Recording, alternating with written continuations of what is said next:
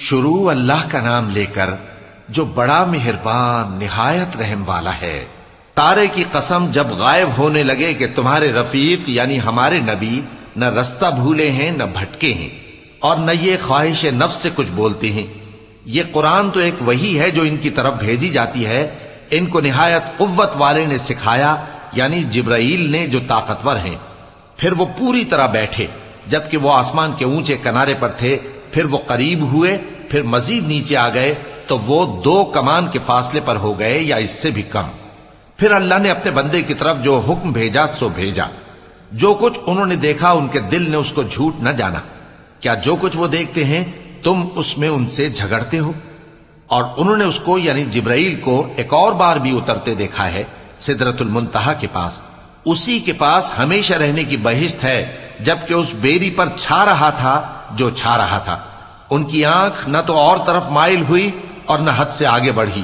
انہوں نے اپنے پروردگار کی قدرت کی بہت ہی بڑی بڑی نشانیاں دیکھی۔ بھلا تم لوگوں نے لات اور عزا کو دیکھا اور تیسری مورتی یعنی منات کو؟ مشرکو، کیا تمہارے لیے تو بیٹے ہوں اور اللہ کے لیے بیٹیاں؟ یہ تو بہت ہی بے انصافی کی تقسیم ہوئی۔ وہ تو صرف نام ہی نام ہے جو تم نے اور تمہارے باپ دادا نے رکھ لیے ہیں، اللہ نے تو ان کی کوئی سند نازل نہیں کی۔ یہ لوگ محض خیال و گمان اور خواہشات نفس کے پیچھے چل رہے ہیں، حالانکہ ان کے پروردگار کی طرف سے ان کے پاس ہدایت آ چکی ہے۔ کیا جس چیز کی انسان آرزو کرتا ہے وہ اسے ضرور ملتی ہے؟ سو آخرت اور دنیا تو اللہ ہی کے ہاتھ میں ہے۔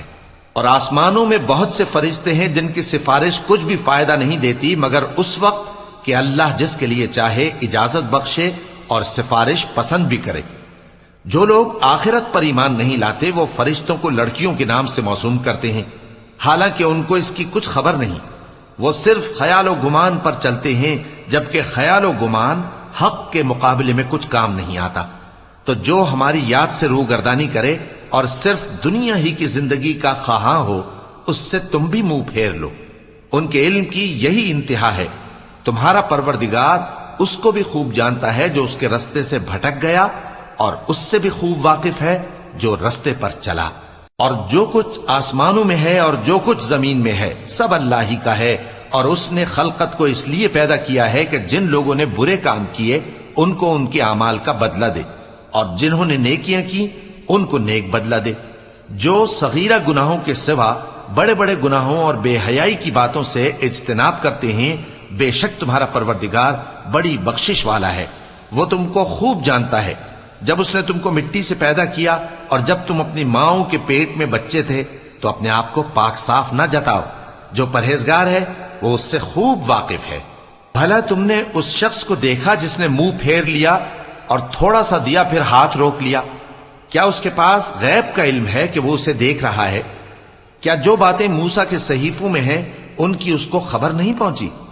اور ابراہیم کے صحیفوں کی جنہوں نے حق کے طاعت اور رسالت پورا کیا، وہ یہ کہ کوئی شخص دوسرے کے گناہ کا بوجھ نہیں اٹھائے گا، اور یہ کہ انسان کو وہی ملتا ہے جس کے لیے وہ محنت کرتا ہے، اور یہ کہ اس کی محنت کا جائزہ لیا جائے گا، پھر اس کو اس کا پورا پورا بدلہ دیا جائے گا، اور یہ کہ تمہارے پروردگار ہی کے پاس پہنچنا ہے، اور یہ کہ وہ ہنساتا اور رلاتا ہے، اور یہ کہ وہی مارتا اور جلاتا ہے، اور یہ کہ وہی دونوں جوڑے یعنی نر اور مادہ پیدا کرتا ہے یعنی نطفے سے جو رحم میں ڈالا جاتا ہے، اور یہ کہ قیامت کو دوبارہ اٹھانا اسی کا ذمہ ہے، اور یہ کہ وہی دولت مند بناتا اور وہی مفلس کرتا ہے، اور یہ کہ وہی شیرا نامی تارے کا بھی مالک ہے، اور یہ کہ اسی نے عاد اول کو ہلاک کر ڈالا اور سمود کو بھی، غرض کسی کو باقی نہ چھوڑا، اور ان سے پہلے قوم نوح کو بھی۔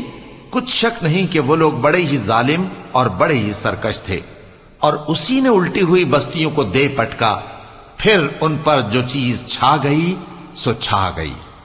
تو اے انسان، تو اپنے پروردگار کی کون کون سی نعمت پر جھگڑے گا؟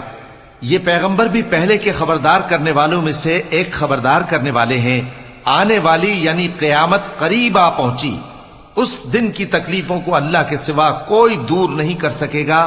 اے کافرو، کیا تم اس کلام پر تعجب کرتے ہو اور ہنستے ہو اور روتے نہیں؟